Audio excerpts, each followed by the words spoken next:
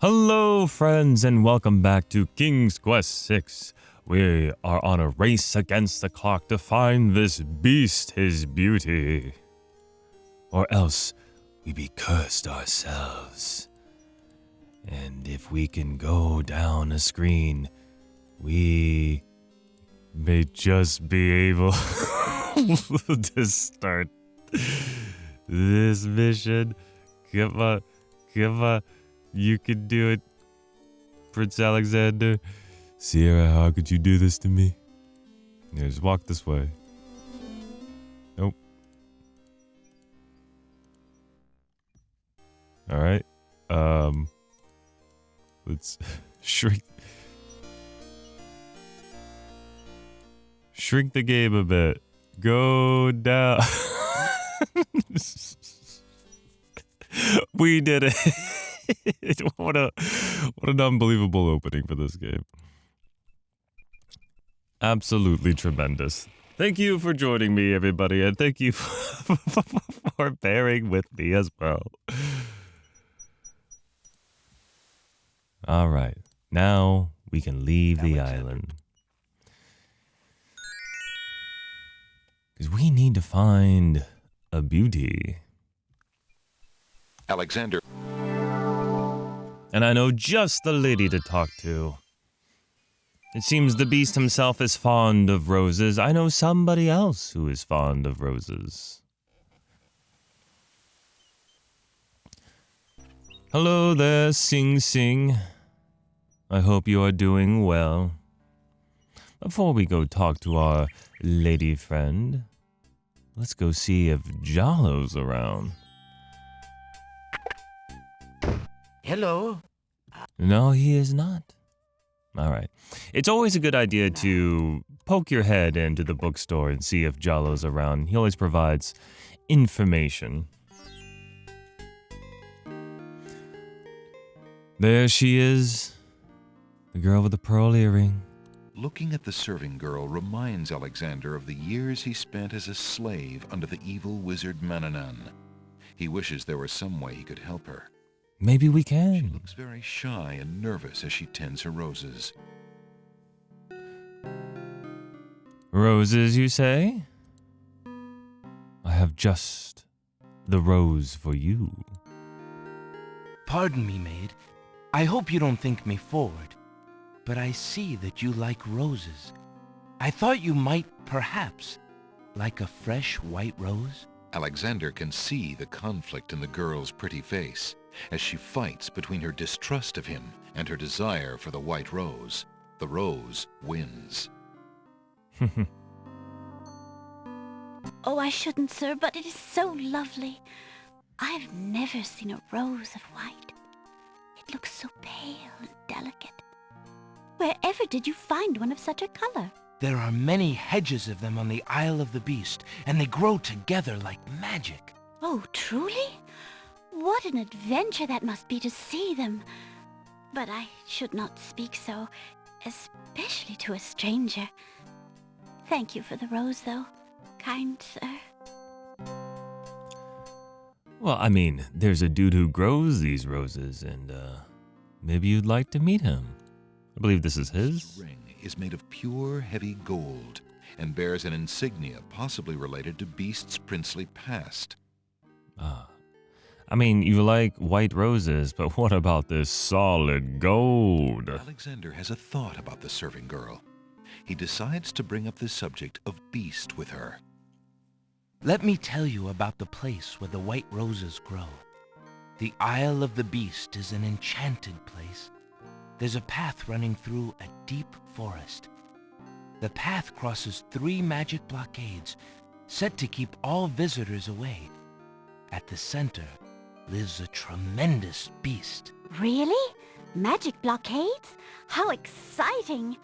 What kind of a beast? Is it very terrifying and ferocious?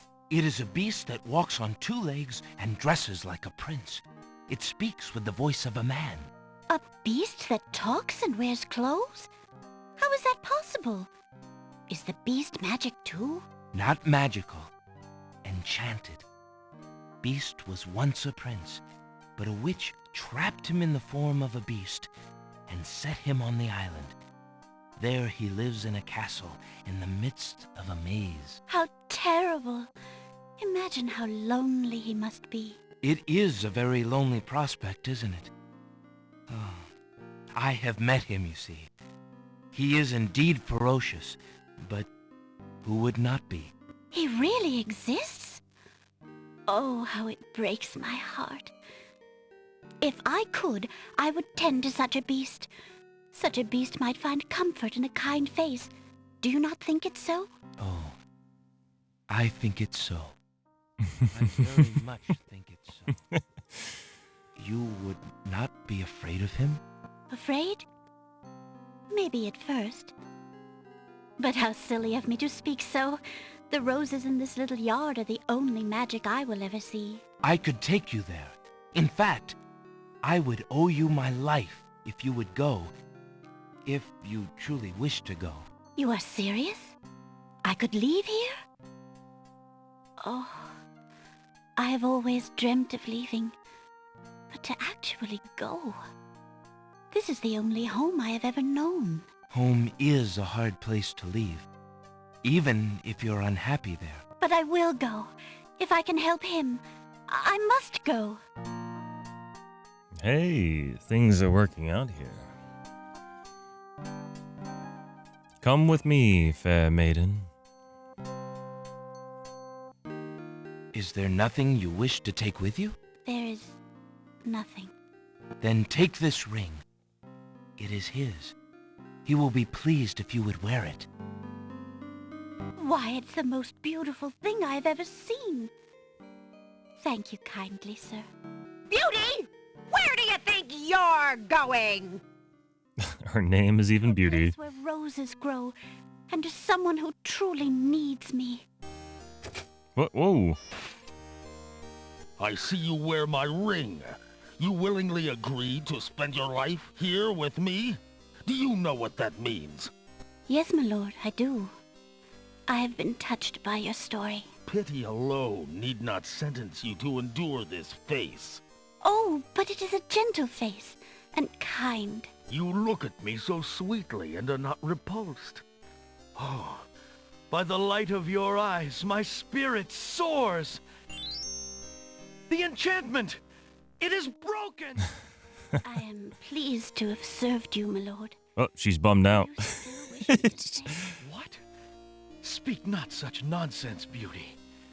Do you think that I learned nothing of true love during my time here? You are my queen. Oh, jeez. My clothes! This gown! How well it suits your noble heart. This story is very expedited. How can I ever repay you? I have nothing to offer except my gratitude. But please, take these old clothes. Perhaps you'll find someone in need during your travels. You have already repaid me by your example of courage, Beauty, and by your friendship, I hope. You will always have our friendship and loyalty, Prince Alexander. But from a fellow adventurer, take some advice. If you find your true love, protect her with your life. Fear all beasts without the redeeming humanity of love. And to aid you, accept my mirror. Now that my life is no longer hung in false shadows, I have no need for it. Give it to someone with nothing to fear from the truth it reveals. Thank you. I wish you both well. Come, Beauty. Let me take you home. Farewell, lovebirds. And I see you, Shamir.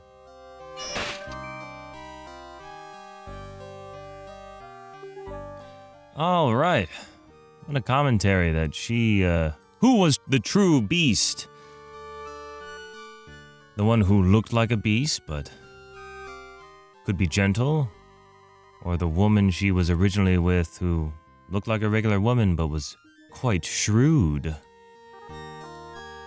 Beauty's old clothes are very ragged and heavy. They consist of a long, thick dress and a headpiece which covers the hair and most of the face. I also think Beauty was a little too excited when we started talking about that beast. I think she's into something. Alexander searches through Beauty's clothes, but finds nothing. I think we're supposed to get a hair strand from this, but we already got a hair strand from Cosima, so I think it all works out. Let's check out this mirror. The beast's mirror consists of a piece of glass set into a decorative frame. The glass is unusually clear, and the image particularly true. Oh.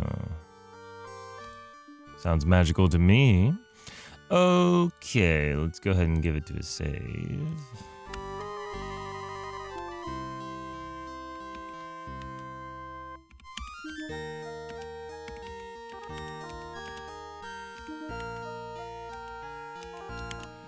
Beauty and the Beast. All right, let's look at our spell book again. I think we can do something. No River of Styx. No magic paint just yet. Make rain. Few drops salt water. Got that. Vial. Got that. Falling water. Yes. So falling water, I actually think can pertain to this fountain here. So let's go ahead. And where is it? Oh yeah, it's this, right? The small vial contains the oracle's sacred water. The water has a crystalline appearance. Okay, that's what we need. So we'll take this, put it in the lamp. Alexander pours the contents of the oracle's vial into the hunter's lamp with the baby's tears. The vial, now empty of its sacred fluid, disintegrates. And we'll take the lamp and grab some falling water. Alexander fills the hunter's lamp to the brim with the fountain water. And now, I believe we can cast our spell, say our incantation.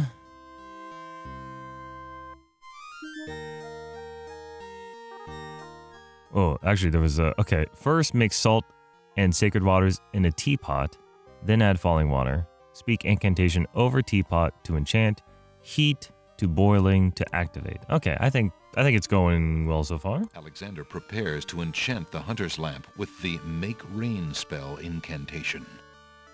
Clouds of thunder, shafts of light, come and sup with me tonight. Waters 3 have I for tea, brew a tempest now for me.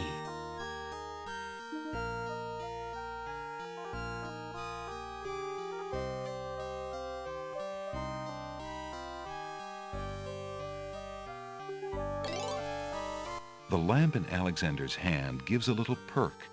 He hopes the spell works despite his makeshift teapot. I think things will work out just fine. Oh, we're back to here. Let's see if we can leave. Oh, it worked fine that time. They just wanted to run the clock on me earlier. And why not grab one more rose? Alexander takes a magnificent white rose from the rose hedges. I don't think Beauty and the Beast will mind. I think they're probably a little bit preoccupied getting to know each other.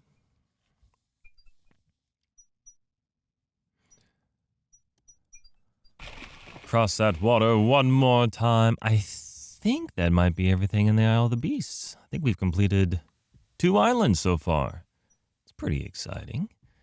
So where shall we go Alexander now? pulls out his magic map. Whip out that map. Because we going to Isle of the feels a Crown. strange pulling sensation.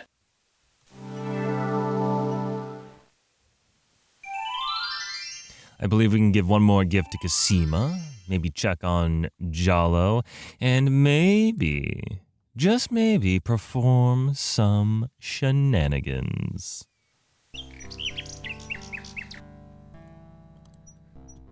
As for another gift for Cosima, I think she too would like this white rose. Alexander doesn't want to disturb the old tree. There we go. Not the tree, Sing Sing. The rose, hoping that the bird will deliver it to Cosima. One more token of our love. The rose rose and heads for the castle once more.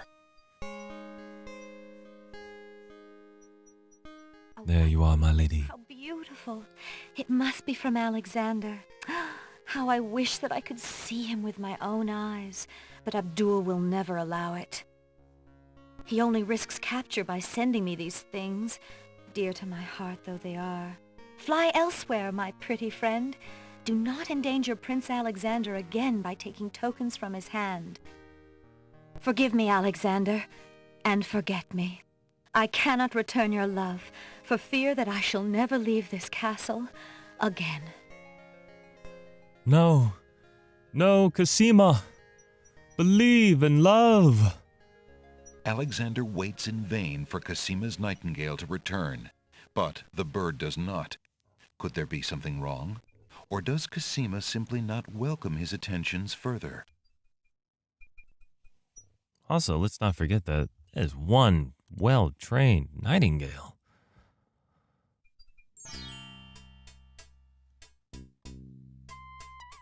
All right. Let's go check on Jalo one more time. No Jalo. Now, Our boy's there. If we remembered our earlier conversation with Jalo, that we should be looking out for a genie lamp that is identical to Shamir's genie lamp. Old lamps for new. He's just letting you know, giving it the old reminder. Good day, Prince Alexander. Hey, what's going on, everybody? Life is good. I'm young. I'm spry. But you know what? Cosima is not returning my tokens of affection. I'm not sure if I can take it anymore. Alexander suddenly gets a very sneaky idea. I can't go on anymore. Without Cosima, I'd just rather not live. Prince Alex, no. It's true. The Wazir has beaten me. I give up. Poison is my last resort. Stop. I am no more.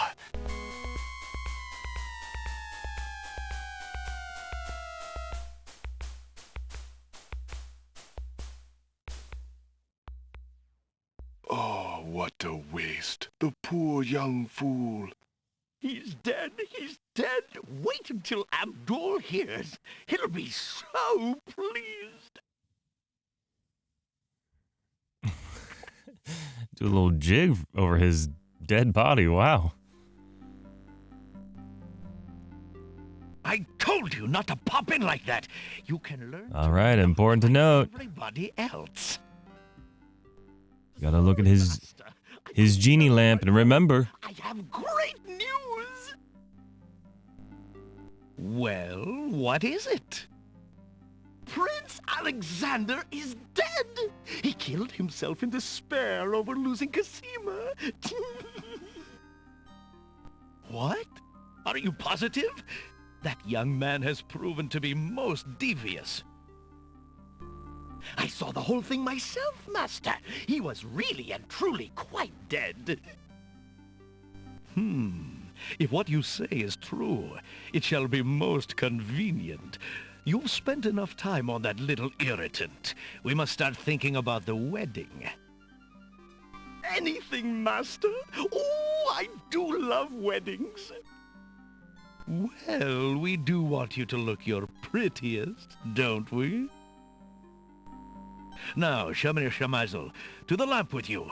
Prepare yourself, as we discussed. All right, so it's definitely that blue one. Alexander's heart lurches to life in his chest.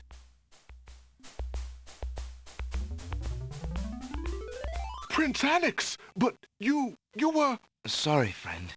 I was doing a little acting, I'm afraid. Ah, of course, the strange cloaked man. You are quite clever, and a bit too exciting for an old man.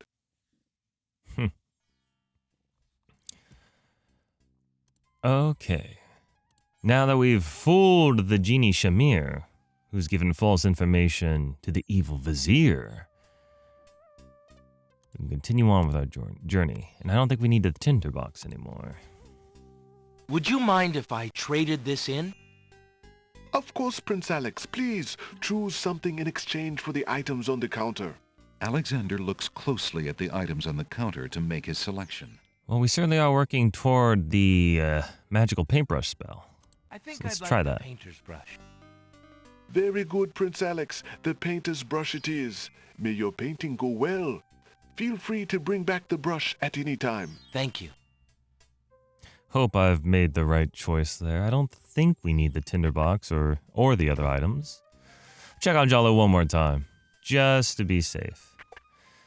Now you might be thinking I could probably go ahead and swap for a new genie lamp. Hopefully see one that is identical to Shamir's, but my current genie lamp is full of magic. So I'm going to hold on to that. So now possess the ability to make it rain. And I mean literal rain, not money. I think the only money I have right now is 2 coins covering some dead guy's eyes. Oh, the perks of being a prince. All right, let's save it one more time. We now have to replace some saves. So we'll replace this one. If I can get it to delete, there we go.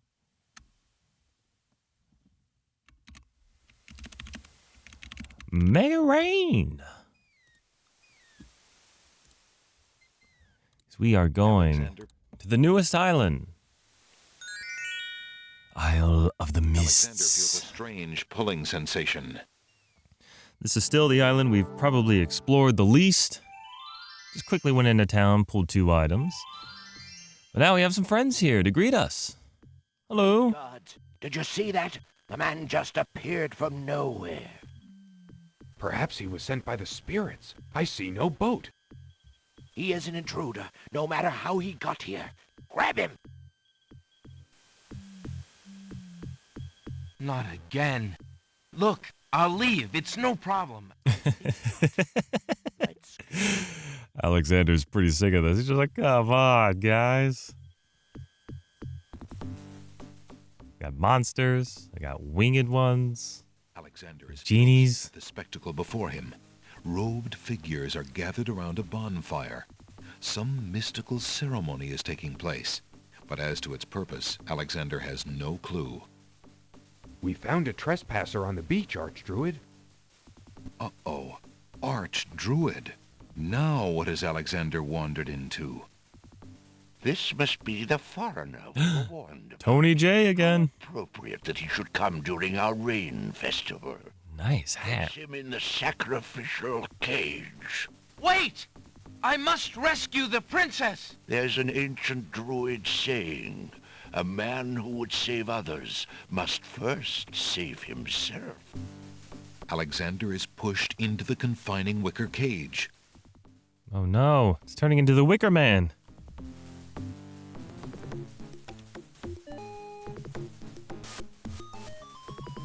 And the cage is swung out over the bonfire. Alexander starts to feel a little warm. Either that or I'm tanning. The bottom of the cage is getting uncomfortably hot. This cage is really hot. Fire in the cage. Too hot to touch. Alexander pulls out Beauty's old slave clothes, desperate to beat out the flames. The flame is extinguished, but the clothes themselves burn to cinders. Alexander won't be able to keep the cage from igniting for long. The heat and movement must have jarred something. Something that Alexander's carrying is starting to jiggle around. Egad, something's really percolating. That's right, we got something boiling now. Alexander's lamp is hot. Oh my gosh, It's those just eyes. about boiling.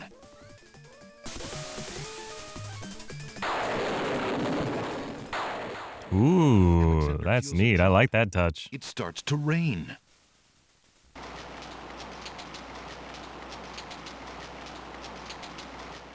Witness my magic, Archdruid. Is a powerful nature wizard. By the sacred oak, let him down!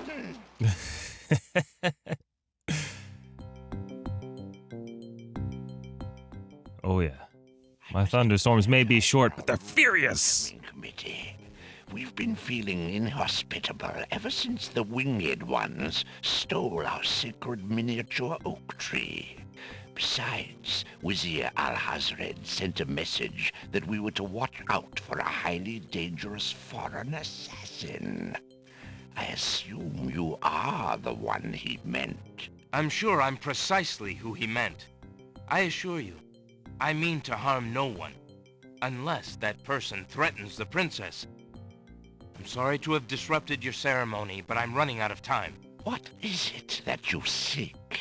The Oracle on the Isle of the Sacred Mountain told me I should speak to you about the Realm of the Dead.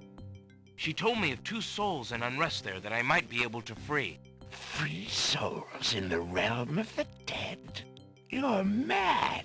The souls might be able to help me on my Like how mission to the save feline the on his princess. hat also It's blinks. imperative that I do everything I can. As if it were still alive, or maybe magical.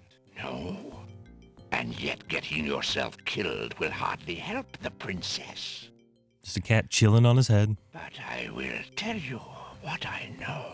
Legend has it that it is the right of any human to challenge the Lord of the Dead in order to save his own life or the life of another already past. But the knowledge of how to do this was lost centuries ago. I have only heard of one who tried it. A young knight who came to the land of the Green Isles from a distant land long ago. According to the story, he was determined to challenge the Lord of the Dead for the soul of his dead lover. It is said that he tamed the Lord of the Dead's horse, a black-winged, demon-hearted beast named Nightmare. Nightmare sometimes flies to the human world to feed on certain noxious plants. Those unfortunate enough to see her are glad to escape with their very souls intact. Somehow the knight captured Nightmare and rode off on her back, supposedly to the realm of the dead. But neither the knight nor his lover ever returned. If there was a means for challenge, it was lost with the night. I see. Can you tell me anything about the Lord of the Dead? Ah, that is a blacker matter still. To the Druids, he is Samhain, Lord of Coldness and Despair. Samhain was once a man like you or I, but he insulted the gods and was sentenced to rule the underworld.